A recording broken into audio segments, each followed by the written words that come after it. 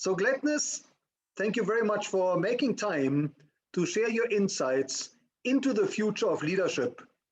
But before we walk into the future, can you tell us a little bit about your own background? Where did you grow up? Okay, so I was born in a region called Kilimanjaro on the northern part of Tanzania, but I only managed to stay there for 6 months before my parents, or rather my dad, was moved into the commercial city, which is Dar es Salaam in the eastern coast of Tanzania, where I spent the entire time growing up there, or rather here, because that's where I am based today. I'm born in a family of 4 children. I have 2 elder sisters and a younger brother. I went to local primary school, and then for my secondary education, I went to the missionary school up in the mountains.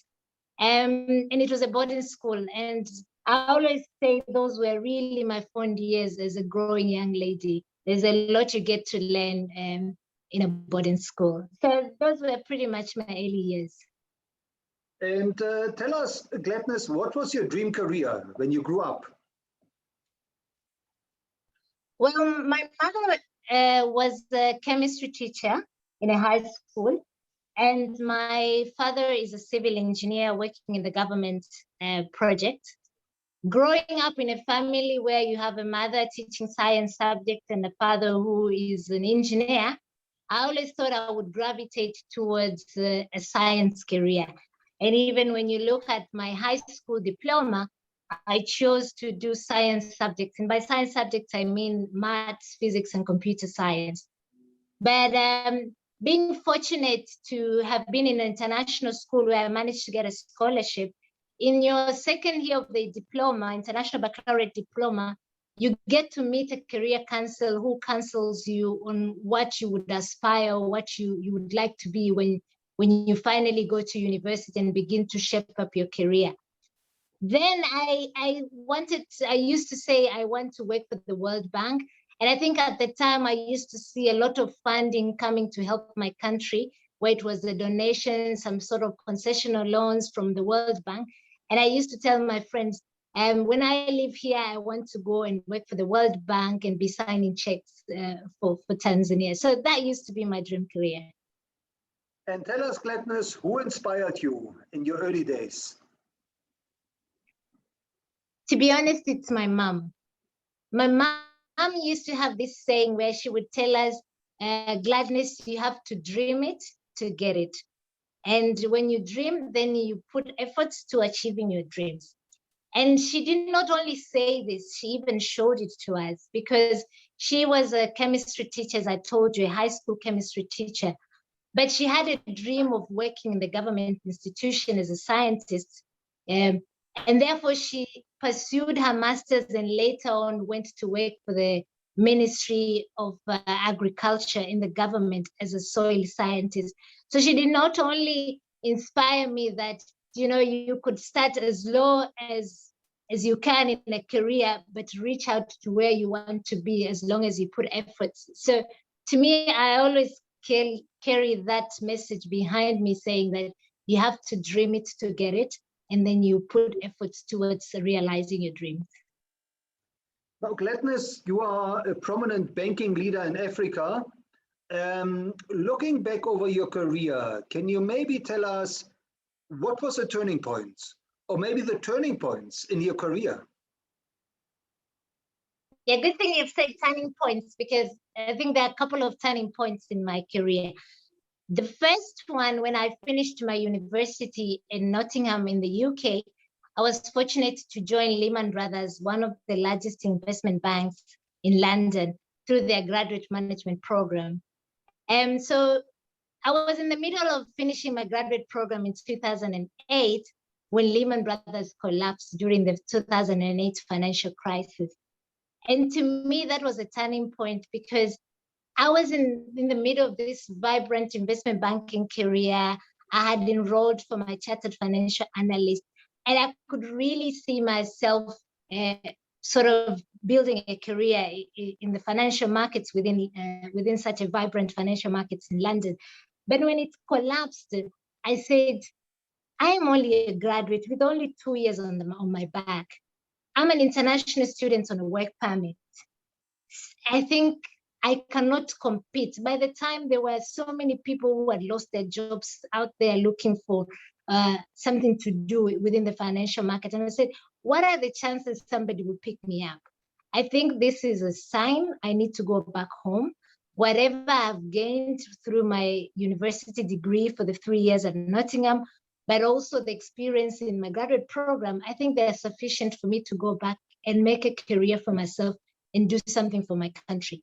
So I remember when I called my dad and I said, I'm coming back home. He said, no way. No, you're not coming back. You're still young.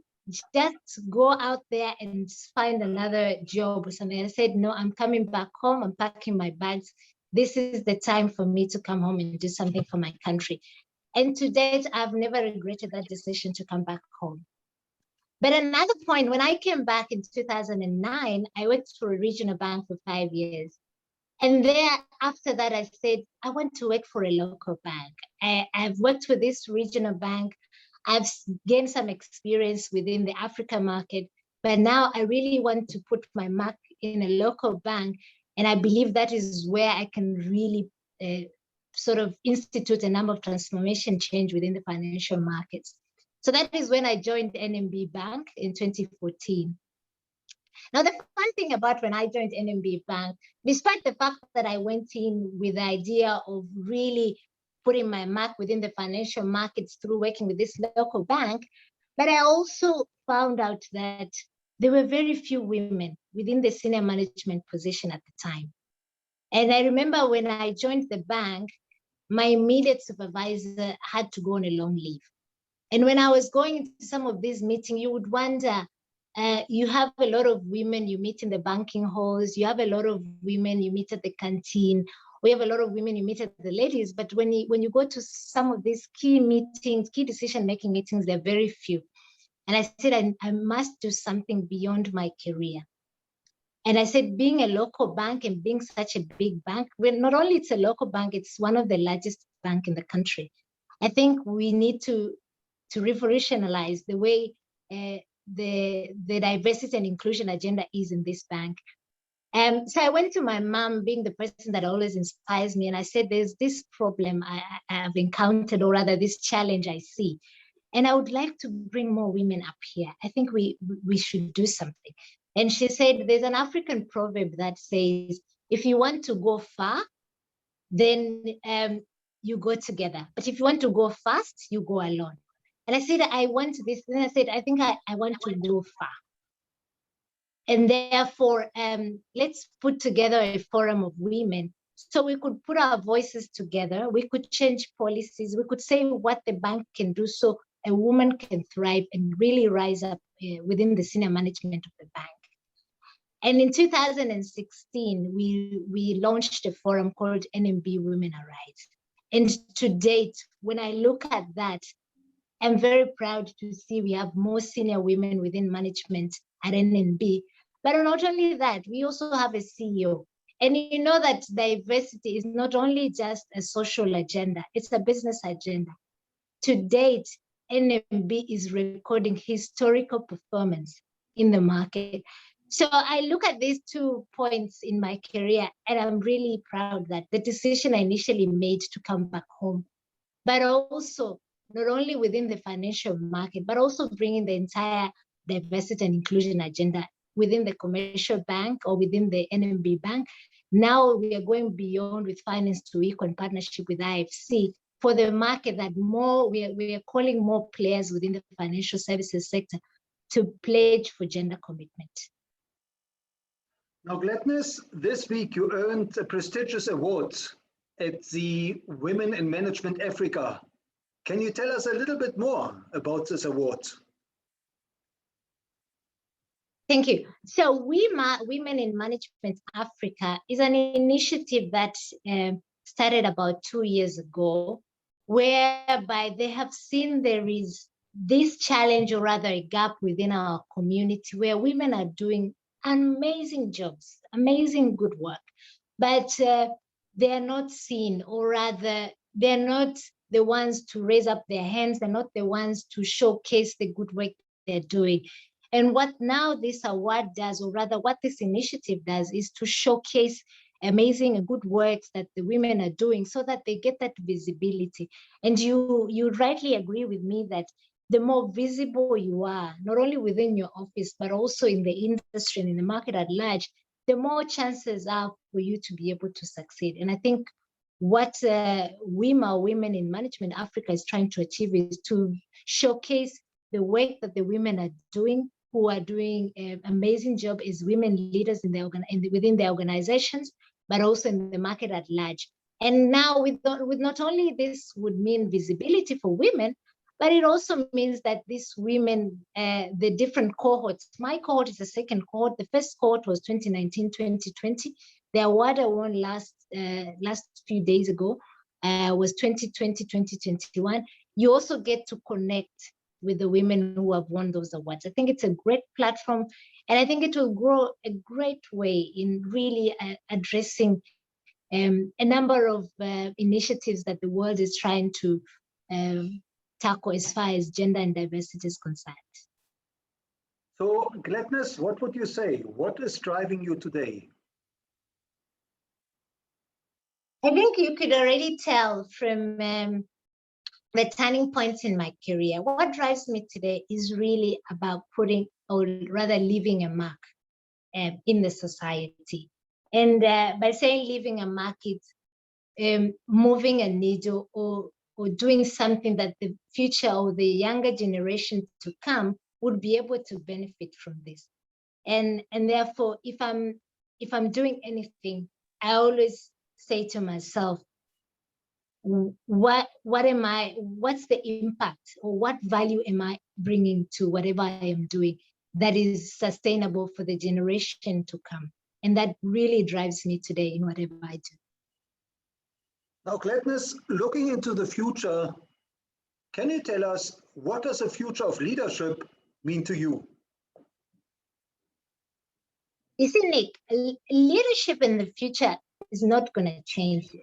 Leadership has traditionally been about vision, matching people towards a certain goal, and really influencing. I don't think that will change in the future. But rather, what is changing is the generation that is coming up now into leadership, and also the followers that are following the leaders of today. You have the millennials. Now, this generation demands a different set of skills from their leaders. One of them being authenticity. Leadership has always been thought that you're born a leader, you're an ideology person. But no, people need to see that you're real, you're authentic, your real self. And that would demand a lot for the future leaders. But beyond that, you're also vulnerable, that you're not this person that knows everything, that you're able to sometimes fail, but learn from it, pick yourself up and move forward. And beyond that, you have empathy. You can relate to people's feelings. You can understand that the people I'm leading have also got emotions and they're not machines. So I think the future of leadership is going to really demand that leader is authentic, is vulnerable, and has some form of empathy. And Gladness, what is it you have learned from your own leadership journey that you consider most important for building future leaders? I would pick two things here. One is about relationship that I've learned. And notice that I use the word relationship as opposed to network. We hear a lot, you need to have a network of people and all of that. To me, it's beyond network. It's a relationship, it's a friendship. And this relationship is multidimensional, vertical and horizontal. I always say, as a leader, I have learned that I have a few friends who are my cheerleaders, who are always excited about my progress and my achievements. That is good to have. You need those because they give you confidence. But then I have mentors or sponsors who sort of guide me and show me the way. And then I have role models who I look up to and learn from them. see how they navigate different situations. But beyond that, I have what I call my soundboards. These are my friends.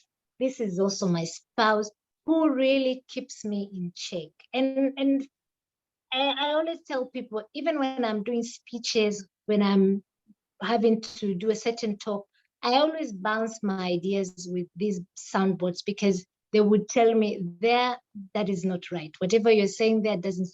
And this helps you also as a leader to remain authentic because they really are, they're interested in your growth. They're interested in making sure that you remain authentic, you remain relevant, and help you up throughout your journey. So relationships are important as a leader.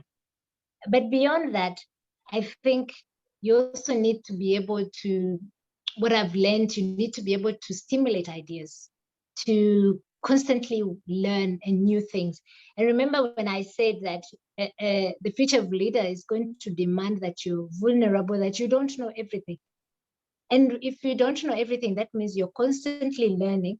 You're learning from your peers, you're learning from your superiors, but there are a number of ways in which you can learn. And I use that a lot. The modern day world of today, particularly with COVID, has taught us that you don't have to travel to attend trainings. You can be attending training from the comfort of your room, from the comfort of your office. But I also listen to a lot of webinars. And beyond that, I also read books. All these things are constantly teaching you one thing or the other that helps you in your day-to-day jobs, but in building yourself as a leader. I would say anyone who wants to learn the importance of relationship should check out these two books. One is by Dale Carnegie. He says How to Win Friends and Influence People. Teaches you a lot about how you could turn around people to become your friends. And it really influences. And about leadership was also about influence. But another one is Never Eat Alone by Keith Ferraz, an amazing book about the importance of relationships. Now, Gladness, when you speak to aspiring leaders, what is it you tell them about social media? How should they navigate social media to build their own leadership brand? You see, I always say social media can make you or break you depending on how you use it. So I use two social media. I use the Instagram and I use LinkedIn. I use LinkedIn mainly to connect to professionals. I use LinkedIn to read articles, to keep myself abreast with current affairs. But I also use Instagram as a way to show that as a leader, I also have a life beyond the professional life. I have a family, I have a community that I connect to. And I always say there's reputation, which is what you have now, or rather your brand, but there is legacy, which is what you leave when you die. Now you have to be very careful. The internet never forgets. Now, whatever you put out there, make sure you're comfortable with it, whether you're alive or dead. So it's very, very important to be careful on how you use the social media. Now, what is your advice for future leaders when it comes to challenges, especially career challenges? What would you say are some of the biggest challenges future leaders should expect to encounter in their career? One thing that or rather a couple of things that I think the future leaders are going to encounter today is about being able to fail, but fail forward and pick up yourself after that. Often or not, leaders are scared of making mistakes and really sort of make yourself or have a good relationship with failure and understand that it is okay to fail. Sometimes you can make a big decision and it might not go in right way with the people that or right way in the direction that you expected it to work. But what is important is what you learn from it and how you come out of it. Some people, when you make decisions, it drains you out when you realize it has not come out the way you expect. So it's very important to build resilience, to build that relationship with failure, that it is okay. Another thing that I think the future leaders are going to encounter as a challenge is to be consistent. And consistent comes with being authentic. Not today you're cold, tomorrow you're warm.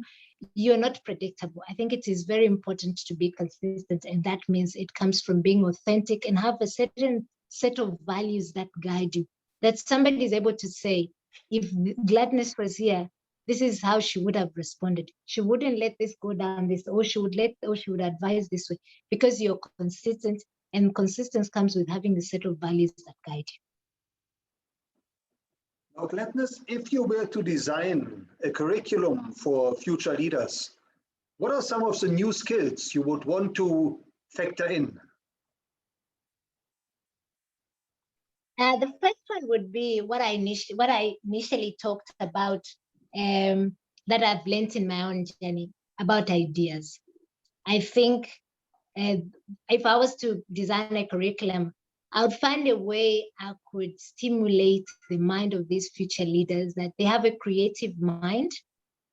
And not only that, creative in a sense that they're the ones that spring out ideas all the time. No. How can you also stimulate ideas of the people that you're leading? Because when there's no new, if there's no innovation, there's no entrepreneurial mind, if there are no new ideas coming out of it, then it's more likely. And remember, I said it's the future leaders, it's about the people you're leading, and it's also about the new leaders that are coming into the leadership horizon, that they easily get bored doing the same thing. We see it in the offices today. You have the millennials, they're constantly asking, what else can I do? What else is coming up? They're constantly wanting to come up with new ways of doing things. And as a leader, you need to be able to stimulate their mind to come up with ideas, but also you also need to be able to have that entrepreneurial, creative, innovative mind to come up with ideas. And I think that is one thing I would put in the curriculum for the future leaders. But beyond that, we're talking about having a good relationship with failure, and being able to accept failure, and being okay with not knowing everything, being vulnerable. Now that comes with a highest amount of emotional intelligence. Like I've said, some people, when you've made a mistake and you've realized it was a wrong mistake, it drains you out completely. You can have a week or two that you're not able to move forward and continue with work or continue with what's ahead of you. Now, I think a new skill that needs to come into this curriculum would be emotional intelligence, that the leaders of today are able to control their emotions. There are a number of ways. Personally, sometimes when you're bogged down with a lot of anxiety, a lot of stress, I tend to do exercise. It helps me a lot. But beyond that, for others, it could be they meditate. For others, it could be maybe they go to a place of worship every so often to just calm their nerves and be able to come back renewed and refreshed, and be able to continue to lead. You're most likely, when you come to work with a lot of baggage of emotions, you drain out your team, you drain out the entire organization, take them down with you. So it's very important as a leader, you are able to balance out your emotions. Now, as a mentor to future leaders, can you maybe share a success story or two where you mentored an upcoming leader and that person took your advice to heart? You see, like, success is multifaceted. And what one could consider this story a success, the other one might not. So I would like to put that as a disclaimer first. But to me, when I'm mentoring somebody, if I've managed to unleash their potential, I consider that a success. If I've managed to move them from one point to the other through their career journey or through what they aspire to be, I consider that a success. Now, for this case, I would pick two. One, when I initially started my mentorship journey, I was assigned a mentee by the bank. when we had women to women mentorship, when we started the Women Arise Forum that I initially told you when I joined my current employer, NMB Bank. Now, this mentee was a branch manager in one of the bank's branches, but she had aspired to be able to go beyond just leading within the branch. To date, she's leading a zone. And by a zone, I mean she's leading more than 20 branches, leading more than 20 different branch managers. So she has gone up the career ladder. But beyond that, she used to say, I cannot do public speaking. Today, she's speaking publicly in conferences, in meetings. So I'm very proud of her. Another mentee that I picked, or this one I wasn't assigned by the bank, but I got interest with her journey. She was a receptionist, and she was really interested in a career within banking, being involved in beyond just a receptionist, receiving papers, receiving guests, but being the business. And through a series of mentorship meetings and really unleashing her potential, today she's a relationship manager running a portfolio of customers for the bank. So those two are what I really consider success. But when people ask about mentorship, I always say, you really never know who you're mentoring. It could be that those are the ones that were courageous enough to come with you hand by hand. But in day-to-day activities, the way you conduct yourself, you're mentoring. The way you use your social media, you're mentoring. But even the way you conduct your day-to-day activities in the office, you never know who is looking up to you, and one or another they're learning from you. So you could have a number of success stories beyond the ones I've shared.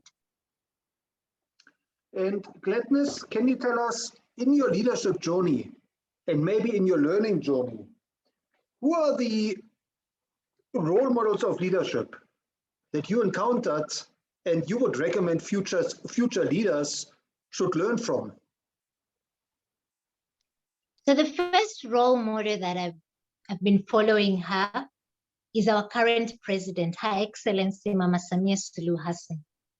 She's the first female president for our country, but I like the way she's very authentic. She's soft-spoken. She's not shy to say, I am soft-spoken. She upholds her feminism. Often or not, you find female leaders want to grasp or to have some masculinity traits or the other to push their agenda. But for her, she says, I know I'm soft-spoken, but I believe and I know when I tell you something, you know I mean it. Another thing is how she also manages her emotion, the way she manages her emotional intelligence, so to speak. And she took the country through a difficult moment as a vice president before she was sworn into as the president, where it was the first time as the country had lost the president whilst in power. But you could never tell her. She still had a sense of humor. She was calm. And for her and for me, I picked that up and I said, if I could manage to weather the storm like that and still remain calm as a leader, I look up to her and I would have really accomplished something. But another role model, and normally you would have more than one role model depending on what you pick in one particular role model. I've picked this too, and from another leader, which is Dr. Donald Kaberuka, the former FDP president. To him, I pick about, as a leader, you need to make decisions. And some decisions are not going to be easy, but you need to push and you need to make decisions and not to hide yourself in committees or not wanting to really cast a spade and say, this is what I believe we're going to do and we're going to do it.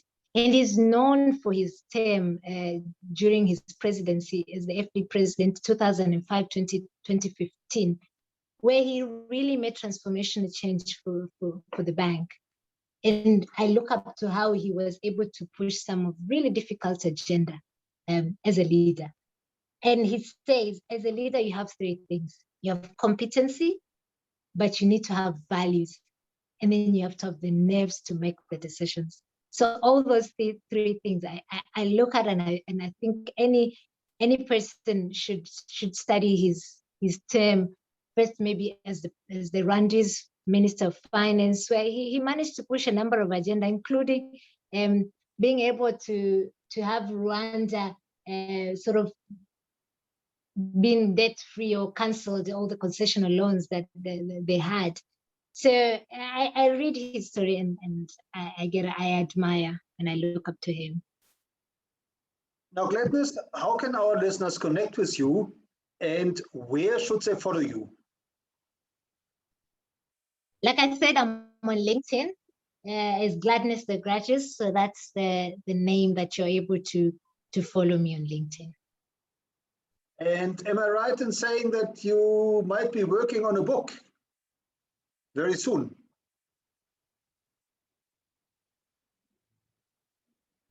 You've put me up for the challenge. I might consider doing one then. Well, I think your insights are very profound, and it would be great to, sometime down the line, it would really be great to see a book on leadership from you. Thank you, Nick. I'll consider that.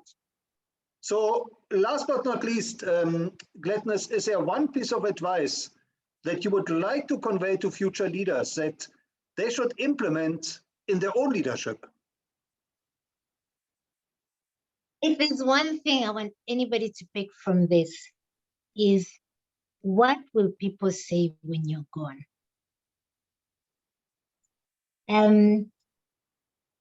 I think I started this by saying this is what really moves me today and drives me today. When you leave this world, like I said, what will people say when you're gone? Leave a mark, do something and leave a mark on this world. And if you can make a difference in someone's life, that is good for you. You know, President Kennedy once said, do not ask what your country can do for you, rather what you can do for your country. Do something for your country and leave a legacy. Let people know that Nick was here, Gladness was here, and this is her dream, or this is what was her vision. Well, that reminds me of my grandmother. She turned 100 years, and at her 100th birthday, it was remarkable what people had to say about her impact and about her legacy. So, Gladness, thank you so much for sharing your insights and your wisdom into the future of leadership and leaving us with so many profound thoughts around legacy and around the impact and the contribution we are making to this world and to others. Thank you very much, Dr. Nick. I appreciate for this.